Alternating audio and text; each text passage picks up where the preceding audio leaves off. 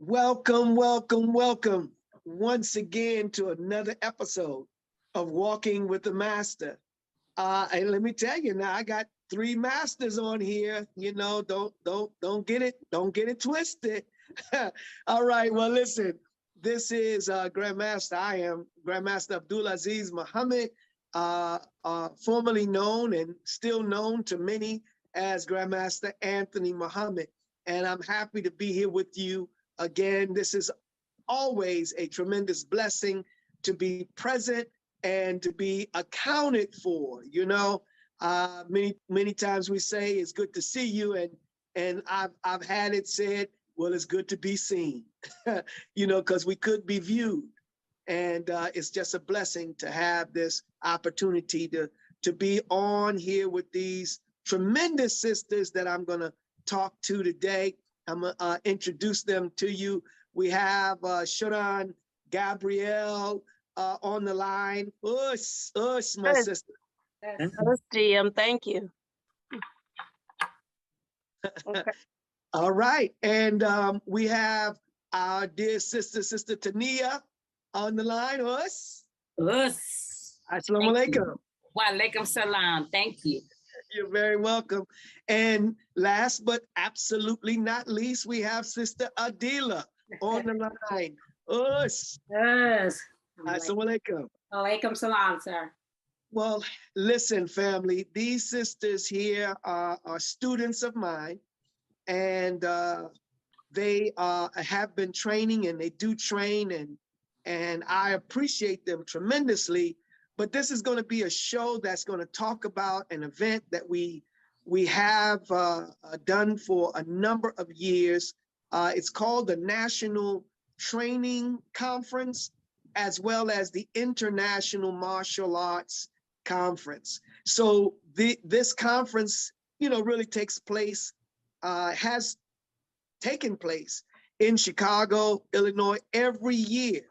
Well, this year we're going to be in Milwaukee. But before we go further into the event and how these young ladies feel about the event, I want to get a little bit, you know, we got to always go to the root, you know, because even though someone may be your student, it doesn't mean that they started their life studying with you. They just may appreciate being with you. So I want to get to these sisters and find out if and what have they been training. Okay, so let's start out with the one that have all of this rank, you know, super Sister Gabrielle. Shodan.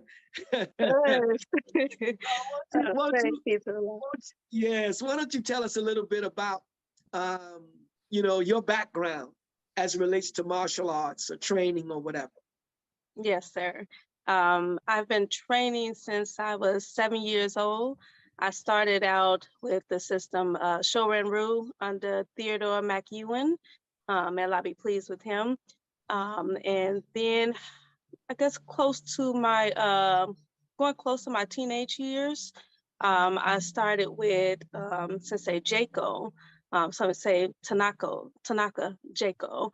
And that's where I received my first black belt under him.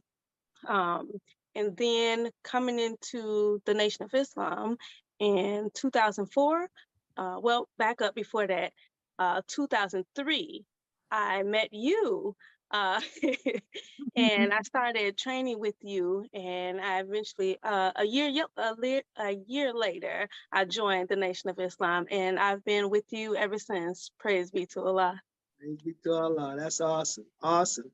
And tell me a little bit about training. Jaco is a strong name, and so you come from a strong school or line. So tell me a little bit about that. You started when you were 7. How did you get into that at 7? So I know pretty much everybody heard this saying, but those who haven't, I'm gonna let you hear it now. All my life, I had to fight. That was literally the case. I grew up in Inglewood, right here in Chicago, and the streets wasn't easy. They're still not. So my grandmother had all the children in the household taking martial arts. So that started with the Shodan rule. Everybody in the household, right after school, you had to go to a martial arts class. And then once that teacher passed, we found another one. And that's how we ended up with Jaco. And when I take his training, for me as a young girl, I was all over the place. I'm pretty much like that now, but I was all over the place, climbing trees, breaking down wooden horses, doing all type of stuff. But he made sure that you were working in there. It wasn't a plaything. You had to work. And for me, being a young girl, I really didn't know what was going on. I just knew that it was playtime. So I would come in after school with my uncle and aunts, and we would go in there kicking, flying around, swinging on ropes, walking on bed of nails.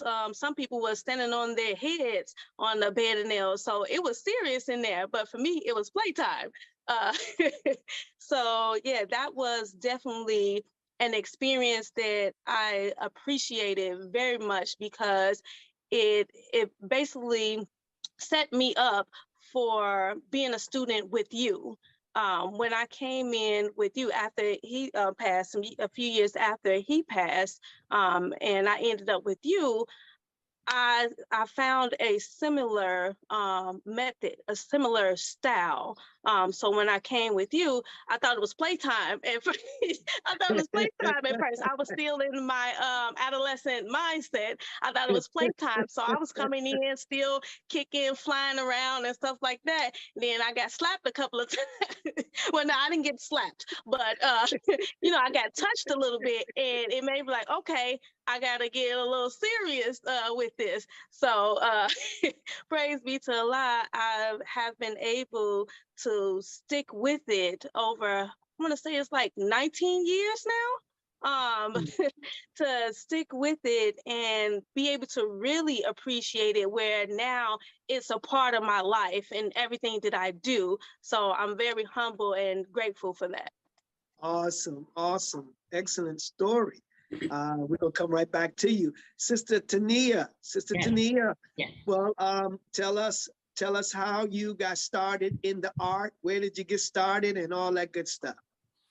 Okay, so kind of similar to Shodan Gabrielle, all my life I had to fight, and all my life I wanted to fight too. So that was, it was part of me, being a little girl. I just, I hated to see people being bullied.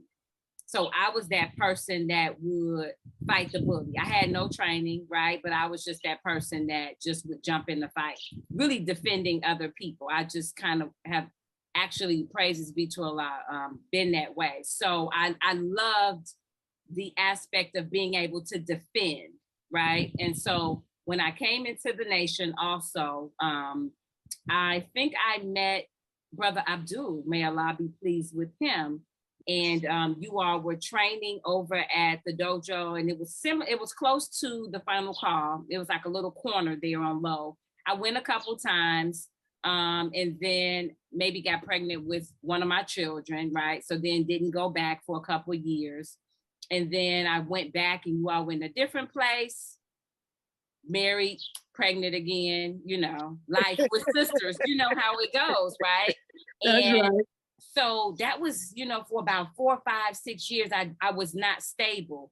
And then I started training, just doing like some light boxing with one of your black belts, Dwayne. I started working out with him, doing that, doing stuff with Sensei Abdul, doing a little bit with some of them, but it was never really fully the system of VSK, which I really, really loved and wanted to get involved in.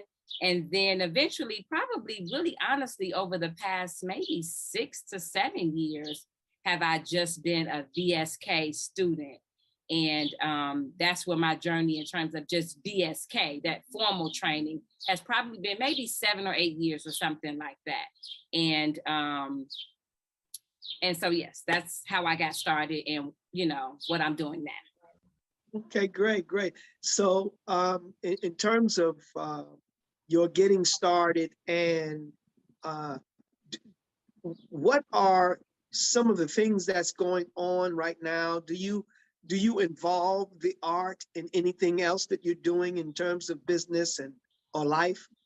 Absolutely. So I mean, in all of it, okay. First of all, I'm a mother with 5 children. I live in the inner city of Chicago. So being trained is important there, and I'll circle back to that. But I am a entrepreneur, and I operate a business that functions in Chicago public schools.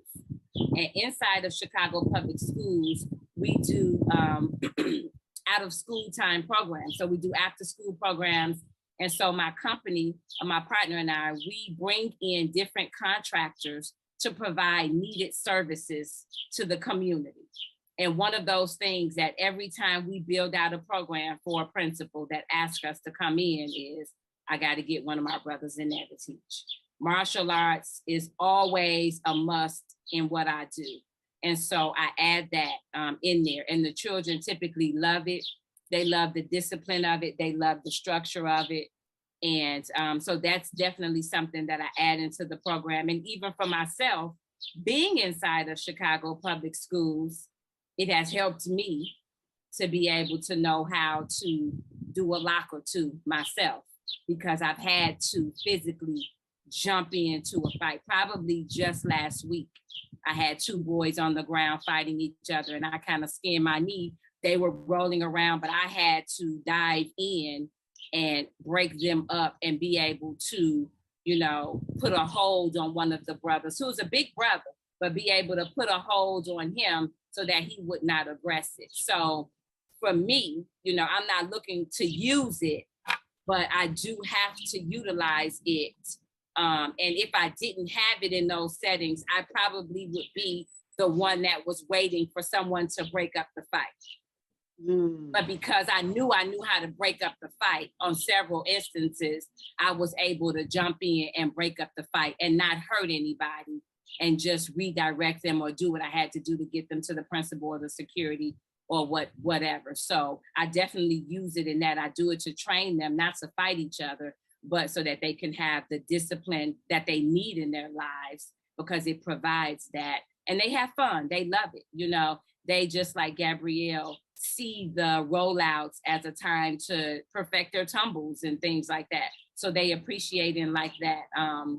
And then lastly, I have not had to use it in this arena. And I pray I don't have to, but like I said, I live in the inner city and I do a lot of business in the inner city. So I try to be prepared in the event that someone tries to victimize me in one of these many crimes that they're trying to perpetrate on people. So yes, it's very useful in all aspects of your life. And also, that it's great. And listen out there, I want you to just kind of consider when she was talking about breaking up the fight, just again, think about what she was saying is how to get in there and not hurt them. Most people are considering how not to get hurt themselves. But when you have something, it just lets you know when you have something, you can be, and it's controlled and you have knowledge, you could be of the mind to save other people from being hurt, not just yourself or not yourself, because you know that you have control and you can do what you want to do. Thank you, Sister Nia, for that. Sister Adila, yes. Flying the fantastic skies of America and beyond. But anyway, tell us also how your journey so far in this art. Well, I can actually say my interest started with old martial arts movies.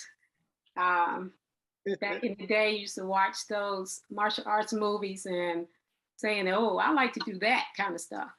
That actually sparked my interest, but it wasn't until I joined the Vanguard class coming into the nation, when we used to have practice. And one of your students, our student Captain Emeritus, who was our trainer at the time of class, used to do class with us, and she used to always talk about you. Oh, my teacher this and my teacher that, type of situation. So I couldn't wait to meet you and to see where she got all that wonderful training from. And it wasn't until I believe you was appointed the national trainer for the Nation of Islam, maybe back in the 90s, early 90s, something like that. Yes. And so I was just all prepared to meet you. And so when you finally came, I was like, oh, I said, he's a little like me. I can do this. That's right. Yes. That's right. I said, oh my God, well, maybe I can do this. And you were having some classes, demonstrations back in Muhammad University in the gym. And I said, oh, okay. So I went to the class, and for some strange reason, you called me out.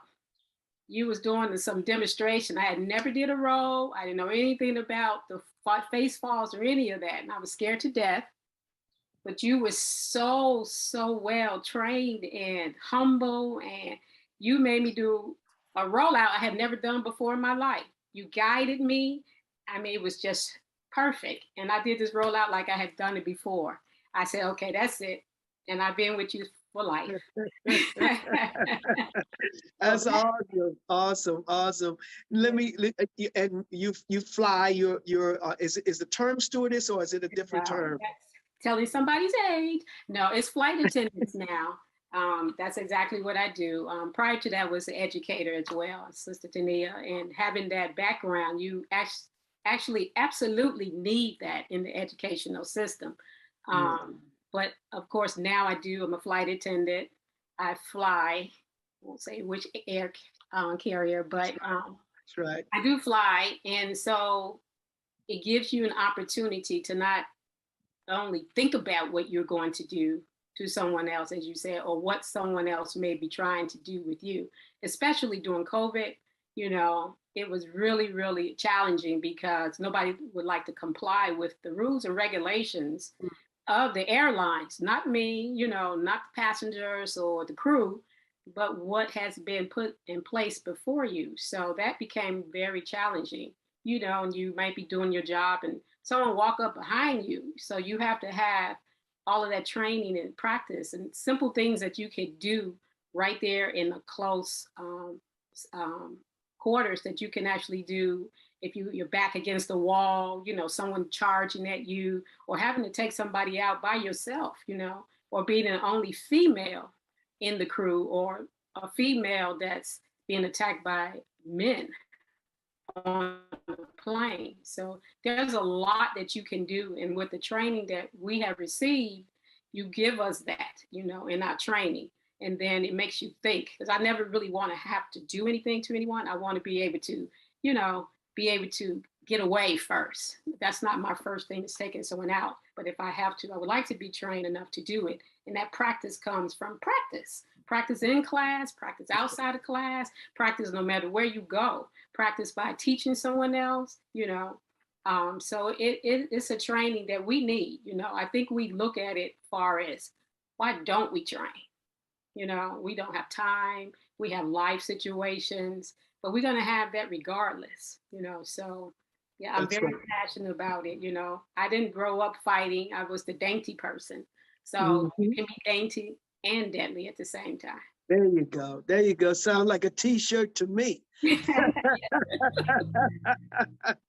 Well, listen, I bring attention to something that I saw. It was a YouTube, I believe, or just maybe it was on the news. Yeah, it may have been just on the news, where a flight attendant, it was another female that was a passenger, got up, and the flight attendant was standing there, and the passenger began to punch the flight attendant in the face several times until a male flight attendant came right on up, and stopped that energy. But I'm just bringing attention to, there's a need in every arena to be prepared, because you don't need to accept anything. If she was going to throw a punch, you shouldn't have to be the recipient of the punch. Yes. You're the recipient of the intention, but then she can get something in return to counter that kind of situation. Thank you for that service, because again, I guess that's why they say a lot of jokes on to try to lighten up the load in everybody. Yes, sir. Well, let me go here now, everyone. I want to ask you all, and we're going to go into now the National Training Conference. You know, the big convention that we have now, and it's a wonderful event, in my opinion. We've been doing it for some time now. Actually, this is going to be our 27th anniversary. Wow, that's incredible. It really is. I mean, I couldn't have seen this far. I just had to walk it, you know, and be a part of it. And it just happened to have done this. And the blessing, the greatest blessing that we've had is that it's, you know, the Honorable Minister Louis Farrakhan has been a constant, I don't even want to say participant. He's been a participant and he's been a convener, because he is one who shares his knowledge that supersedes all of this physical stuff we throw, but he appreciates everything. So you all have been, you know, coming around for some time now. Tell me, what is your idea of the training, and how long have you been, you know, coming to the trainings? Yes, sir. Training, 19 years. And my idea of it is, it's a way of life. I look at you and everything that you've taught me and continue to teach me, and I see you wherever you are doing martial arts, in your steps, in your speech, all of that. So I try to do the same thing. So every time that I've been to a conference, I'm watching everybody, all of these workshops, all of the masters teaching, and the main thing is getting to the mind, getting in the mindset of the person. Like you talked about, the intent. You have to have the right intent in order to even train. If you feel intimidated, or if you feel that this isn't for me, you're going to halfway do it, or not even do it at all, not even take it serious. So the intent have to be there. A lot of times, you know, sometimes things have to happen to us first in order for us to take a training serious. So I appreciate that when we're at the conference, that you get into the mind. Everything that you do is in the mind first. You can't do any blocks, any kicks, any of that unless it starts up here first. So I appreciate that very much. That's what I get from training. Good. And in terms of the National Training Conference itself, what is your thought on the conference itself? Like, how do you just give everyone an idea of how you feel about the conference in itself? I feel like it's a blessing. And to happen for 27 years, I feel like that the information that's given during the conferences is invaluable. You can't get this information anywhere else. You can't get the spirit anywhere else. During the conferences, it's so many workshops that deal with a variety of things, but I'm gonna just say probably a few in particular, like the victim to victor that we just had, particularly for the women. Where can you get that? Where, again, going into the mindset, where can you get something specifically for youth that's really dealing with their mind and dealing with all of these other things that's in their environment? Then you bring everybody together, nobody's excluded. You have the pregnant women, you have the men, you have the women, you have the elderly, you have master. Everybody's coming together to get one, knowledge, It's one knowledge. It's not, oh, this person does that, this person does that. No, we all come together on one day, with one weekend, and we get one training, and that is survival. That is survival. Again, I just have to keep saying the mindset, because everybody who comes before, whether it's, going to a youth workshop, whether it's going to the master's workshop, is dealing with the mindset. So every year, the conference is a blessing to be able to receive this knowledge from masters. I mean, how often do you get to train with a master? We're blessed to be trained by yourself and your teacher, Soke Lil John Davis. Like, how often do you get that? A lot of people don't get that. So to have a conference where not only yourself, but then other masters are being brought in to teach us, like, it's a blessing. You can't get that anywhere else. Awesome, awesome, awesome. Sister Tania? Yes. National Training Conference.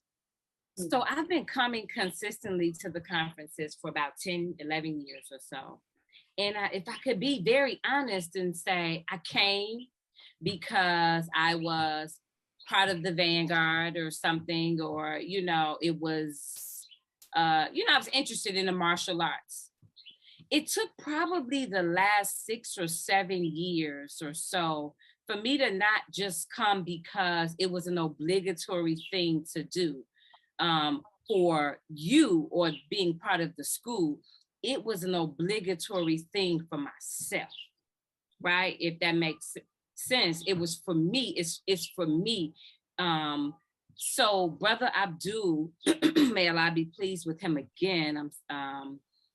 Maybe I can't remember how many years ago though, but he came to you about the idea of the victim to victor, and it was outside of one of the conferences. And if I could just tell everybody who doesn't know, if that's okay, what the victim to victor is, which is a part of the National Training Conference. And it is an idea that GM and Brother Abdul had to give women and girls tools that would help them to be able to defend themselves, protect themselves, and maintain themselves spiritually, mentally, emotionally, financially, and physically. And those are the areas of survival that are needed in our lives, and maintenance that is needed in our lives. And so that had me so being a part of that, being a student and a participant of that, and being able to help facilitate that was vital. And really the whole conference focuses on those tools for everybody else. You get tools to be able to survive spiritually, mentally, and emotionally. And you need to survive in those areas. You get that at the National Training Conference. You get aspects of financial stability, financial survival, particularly in this time.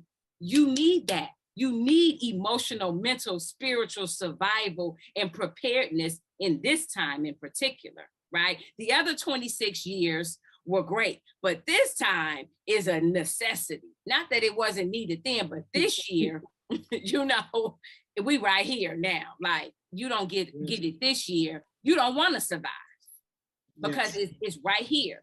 And you need tools to be able to survive in terms of nutrition, what to eat, what not to eat, how to eat it, when to eat. And we get that at the National Training. But all of that really is vanity, right? It's nothing if you don't get how to protect your environment, protect your space, protect your physical body. Because if you don't have a physical body, you can't take supplements. You can't go see, a therapist. You can't do any of that. So protecting the physical body, learning how to navigate out here in these streets, right, is so important. And we get that in the training conference. You get the right mindset in the training conference, how you should think when you're defending yourself, how you should even think about your life so you want to defend your life, that you want to prepare. You get a proper mindset. So I get all of that in the National Training Conference because I'm a part of it also. I get to give what I know, you know, in those areas and help women to be prepared in those areas. So we get all of that in the National Training Conference, so don't miss it. Wow, wow, that's awesome, awesome. Yes. Sister Adila, National Training Conference. Why should anybody come? Because there's something for everybody, as you said. There's something for everyone. And I was just thinking back about the conferences. I do remember coming to the conferences back in, again, the 90s. And I think we were at Mendel or Gwendolyn Brooks. Gwendolyn Brooks. Gwendolyn Brooks. Oh, mm-hmm. Yeah, and I went back. And I think then I was coming to training because it was not just a requirement, but it was part of growth. I remember Dr. Moses Powell telling us about movement and motion and always growth. And then I was like, wow. And she said, we get to see the other instructors. It's okay, little John Davis, McLeod, and Anton, Grandmaster Antoine. So you got a variety of training when you were there. And I can't remember the brother that does the weapons technique. Captain Robert Hibbert. Yes, and I mean, just all of the different things and the different types of masters and training that was taking place, it was a little overwhelming, you know, trying to get all that information. And it kept you coming back for more and more, and then putting this and implementing this into your training, you know, to make you a better person, whether it was physical or whether it was mental, you know, you just kept. And then in the years later, you know, the growth and the motion kept growing. And I think that's when it became with the national trainers, with the Nation of Islam. And it just kept growing and kept growing. And I was like a wealth of knowledge, and it was just so much. So now you can make bean soup and do your katas, you know. It's like, it's something for everybody. You could train, you know, your children, my daughters, my family, my husband. It's a way of life, as Sister Gabrielle said. So you bring that all into this, and you walk away with training on your house and how to prepare and how to defend yourself.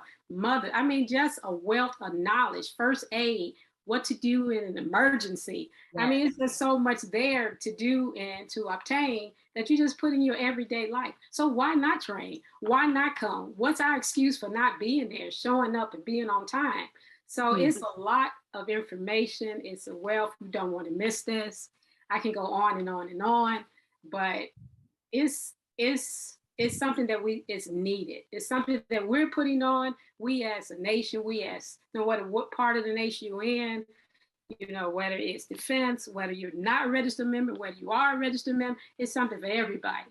So I say, come, go to the national training, get your reservations, come on down, get your training on, you know, everything. It's all just great. So I planned on doing it. I plan on continuing to train. And it's no matter how old you get, how mature you get, it's something for everybody. So. Awesome. I think I'm going to go register right now. Sister Tania, it looked like you had something that you thought of, and is it something that you wanted to say? You know what? The only thought that I had, it was one. Just I didn't mention the Saturday part, right? The Saturday, usually on Saturday, besides the information, but when we're doing the training, for me personally, being in there with the masters, honestly, I'm that person that loves to see people in their element, you know? I love to see people exercise the God in them.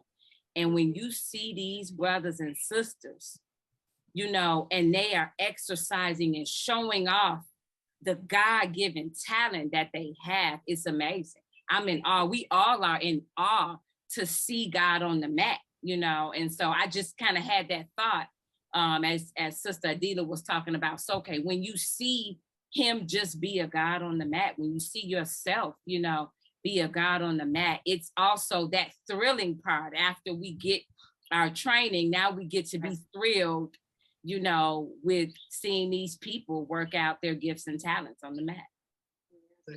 Excellent, excellent, excellent. GM, Yes, ma'am. Grandmaster, well, she made an excellent point that triggered the thought for me is the Olympics is back. This year, seminar, the Olympics is back so for all those people who like to fight, or you want to exercise those skills, the Olympics is back, and this time is bigger than ever. It's so many categories for you to fit in now. So whatever you have, whether it's weapons, whether it's forms, That's right. whether it's mat work, whatever you want to do, come on. It's for everybody. Come on, because it's gonna be lit. Man, I'm telling you, I'm just so excited.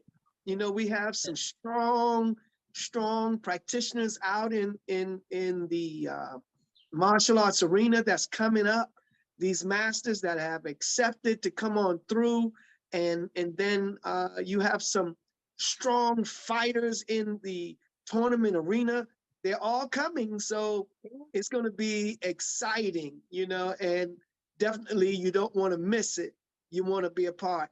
Now I'm gonna let you know a little secret here, and I'm gonna say it nice and low so everybody don't get a chance to hear it.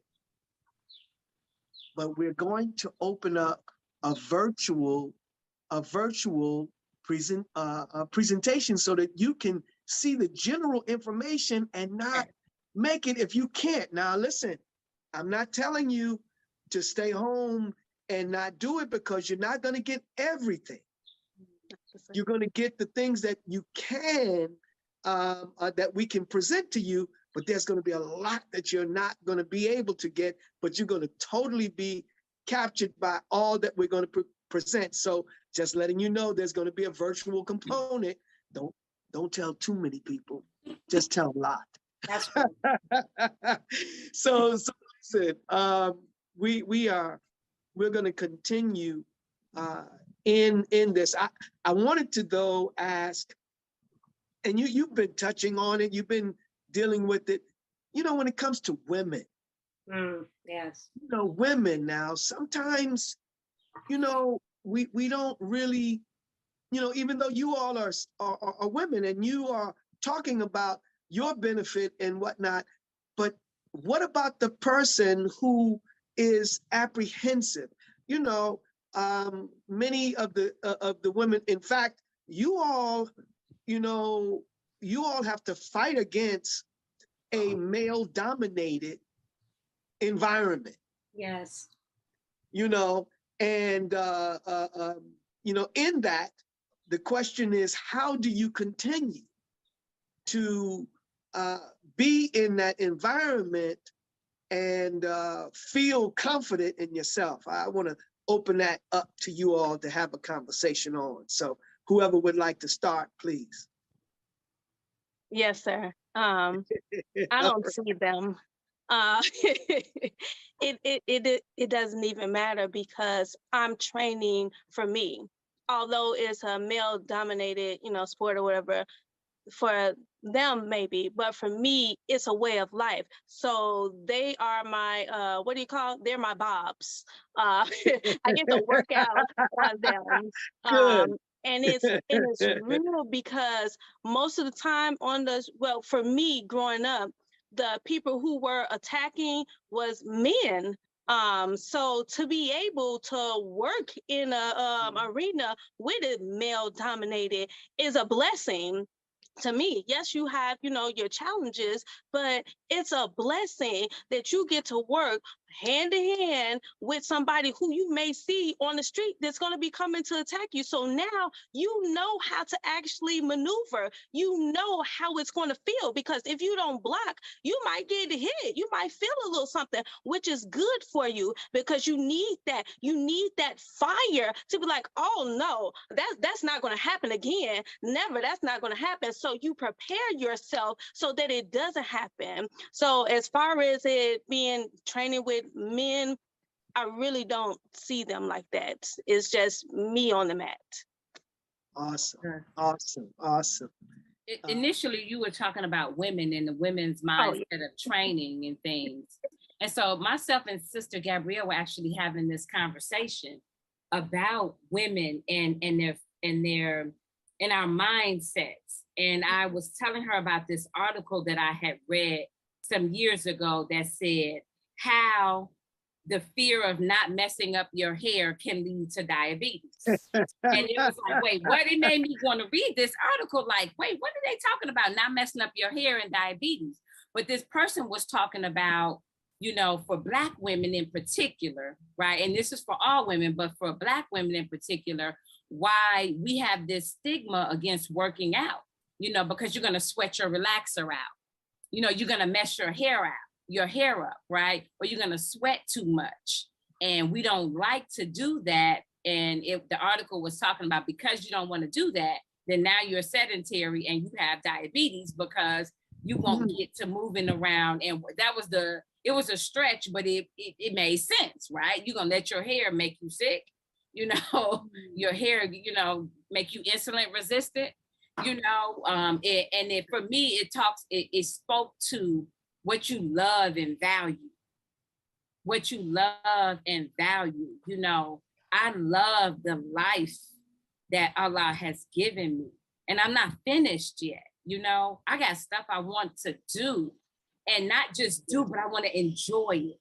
You know, I want to enjoy it. And so I wear some braids because I don't have to have a relaxer. You know, I don't have to worry about, I'm not worried about messing up my hair, because in the scheme of things, that's so minute for all that I have to do, you know? And so for women, I think that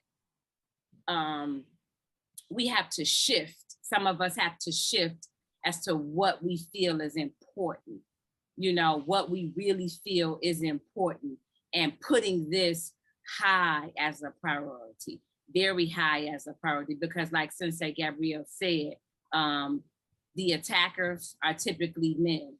And then if it's a woman, it's multiple women. That's right. So it might, you know, it's multiple. And so you have to learn how to defend yourself, but you have to get to the training so that you can get to the conference so that you can understand that you got to love yourself. You got to love yourself. You got to love your life so that you want to defend your life, and that you don't have a victim mentality that I'll just let whatever happens happen. Right. You know, that you got to walk with this, as I was saying to Sister Gabrielle, like, you know, oh, people are like, oh, you know, well, I hope nothing happens, but this has transformed us into, I wish Ninja would out here, you know. I'm not walking around like I'm not walking around looking for a fight, but I'm trying to exude from myself, like, don't do it. Don't do it. You know, this is what you don't want to do, you know, because I'm going to call on the God and I have something for you. So as women, if we got domestic situations, you know, you got your children beating you up. We got our children fighting you. I have 4 sons, and I randomly to this day will just go and punch them because I want them to know that don't try that in here, you know, and that's not me being over the top. That's me being realistic because it's happening. Children are killing their mothers and grandmothers and fathers, you know, so you need to be able to defend yourself as they are having mental breaks, you know, from reality. You need to be able to defend yourself, you know? And so I think that as for women, we have to change our mindset to love ourselves first, to really love ourselves. And the more you love yourself and realize how important it is for you to love yourself, then you will pull in all of the tools, martial arts and self-defense being one, to be able to preserve your life and defend it. Beautiful, beautiful. Man, there's some beautiful comments here. And that was a very interesting one that you mentioned that you read about in terms of the hair and these diabetes or whatever it was. Yeah. I mean, but that was just one aspect of the same kind of concept, which is, you know, you would use something like that to stop you from training, which has the ability to give direction to something that can take your life. Yes. Yeah, so that's interesting. Sister Adila, did you have anything? Just to add to it, because I was sitting here just mentally going over stuff in my mind. Again, starting out as the dainty part, you don't want to get in close contact with men.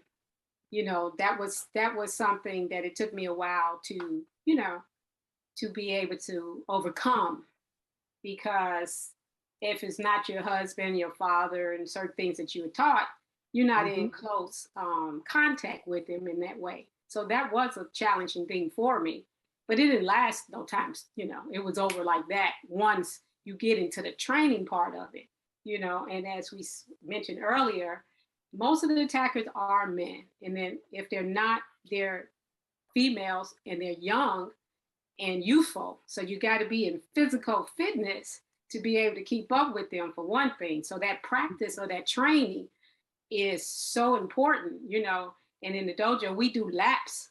You know, some of us don't like to do laps, including myself, because it's physical. It's a lot of wear and tear on your body. So you have to practice that. We can't just think that, oh, tomorrow I'm gonna go out there and whip somebody if we're not practicing. If we're not in the dojo or the gym or doing some type of health side benefits. And that's something that, that's one of my passions. I love to work out. I believe when I first started, you know, you used to always get on me about that. I used to like to practice. I used to like to do the workout. It wasn't necessarily, you know, the kata, you know, I was like, that feels kind of dumb to me. But as I learned the value and what the katas was for, I started putting that into my everyday practice. And that everyday practice go with me no matter where I go.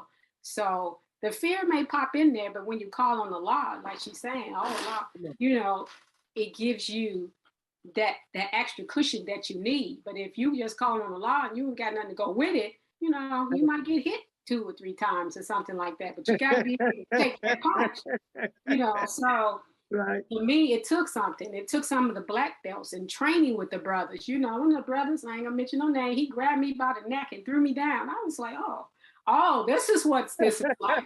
You know, so all of that went out the window. So when I'm practicing now, I do as Shodan Gabrielle said, you know, he's just a bob on the phone. I'm going to get my own. I'm going to get off a few of them as well to practice my training, because it's one thing to hit them and you hurt and break your wrists, you know, but it's totally something else when you do some damage to them and you okay.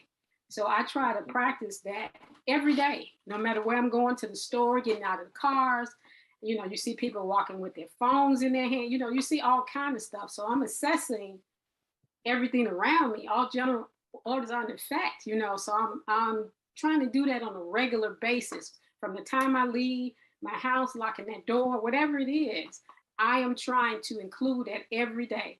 Oh, that person is this. I'm going to take out. What can I do? How can I get away? And then I'll take it and I'll teach it to somebody next to me. You know, this coworker, God forbid she hearing this, but she was sitting in her jump seat and the passenger ran up to her and started swinging on her. She strapped down, you know, and so I'm thinking, okay, now I got to run all the way from the back to the front of the plane. You know, you start thinking about what's going on. But when the whole incident was over with, I said, look, you need to come go where I go, because this is what you could have did. You know, this is what we'll do next time. You know, you start planning, you know, details and stuff. Come go with me. So we have to invite those sisters out. You know, we have to, you know, not wait until something happens, but just on a daily, you know, oh, you know, like we do the final calls. You know, this is what I do. This is my teacher. I do that all the time. Won't you come and, you know, go with me, spend a day or something, so they can get the training, so they can say, they look at me and go, oh, you're so unassuming. I would have never knew, you know, because it's not that you boastful, I'm a martial artist and that type of stuff. It's like, I'm training for life, as Sister Tania said. This is something I do every day, and this is something I need to do. I love myself, I love my family, and I want you to love yourself and love your family as well.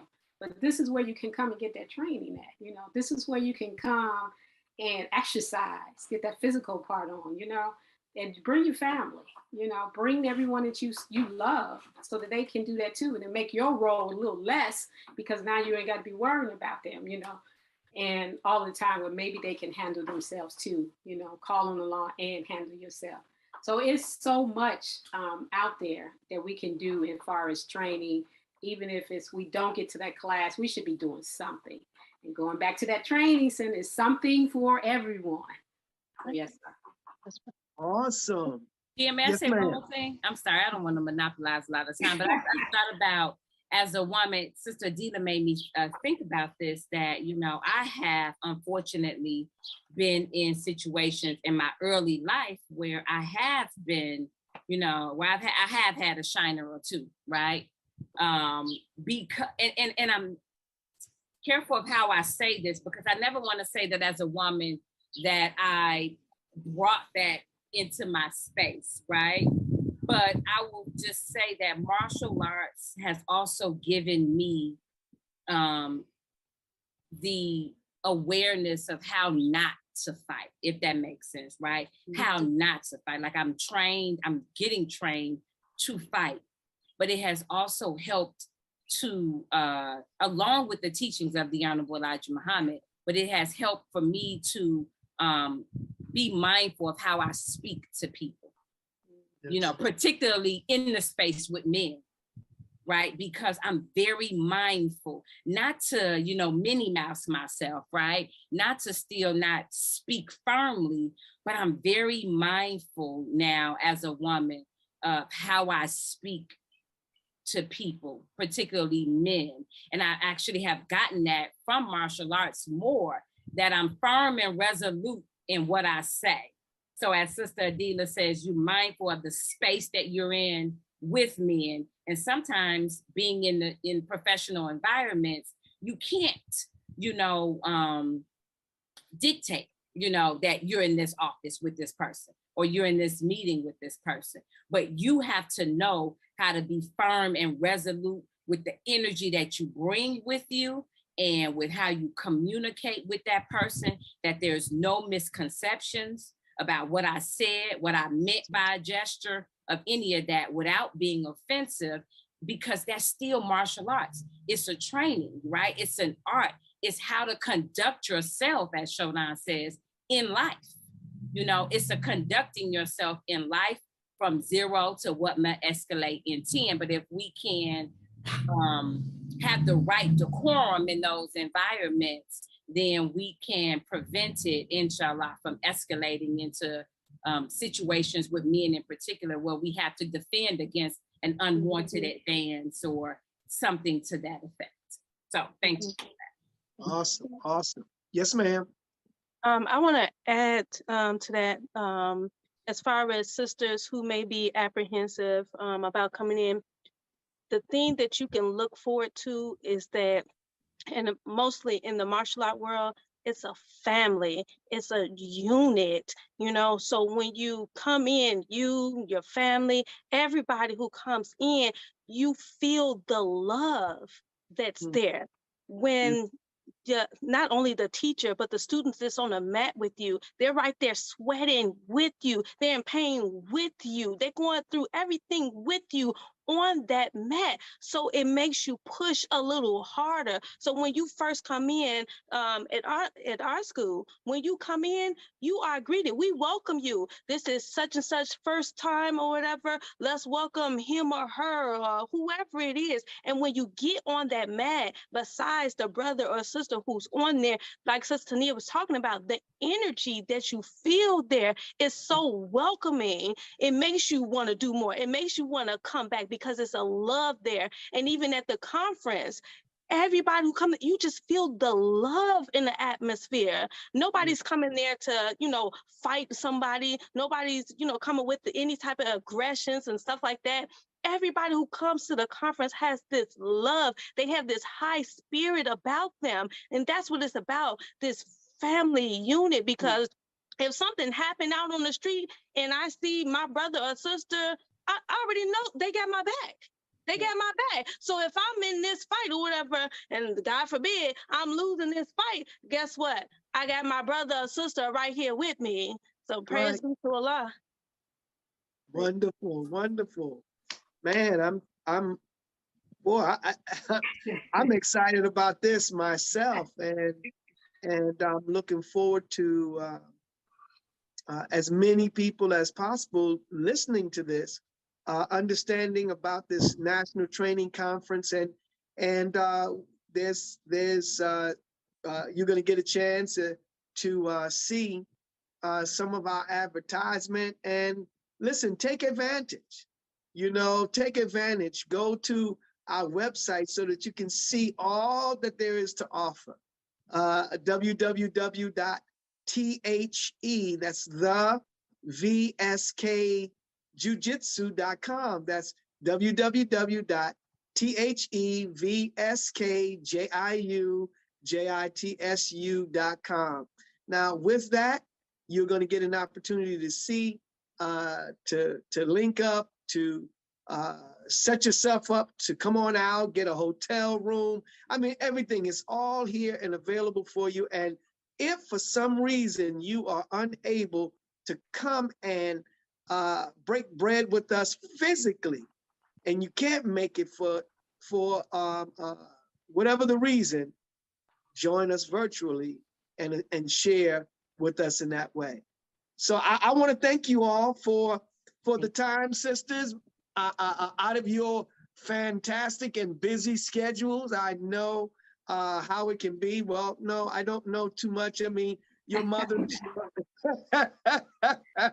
and but no, really, I thank you for coming on, and I look forward to having you all in class and working with you further as you continue to expound in this arena and teach others yourselves. Thank you. Thank you. Thank you, Jim, for having us. Oh, please, you're so welcome. You know you're loved here. That's for sure. So again, thank you. We're gonna sign off. So listen, everybody out there, you got a chance to hear it.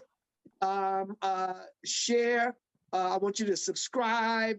You know, they talk about ringing bells, all of that, whatever it is, you know, that we do. I want you to do it. Share it with someone else. Let them know that you were on, and that we're on, and you're a part of this wonderful family. You don't have to be in the same system, but we can be in the same family. That's all right. Take care, everybody. Us. Every student of a master here today, you reflect your master teacher. You want to walk like him. You want to talk like her. But you start by having an object in front of you that you admire.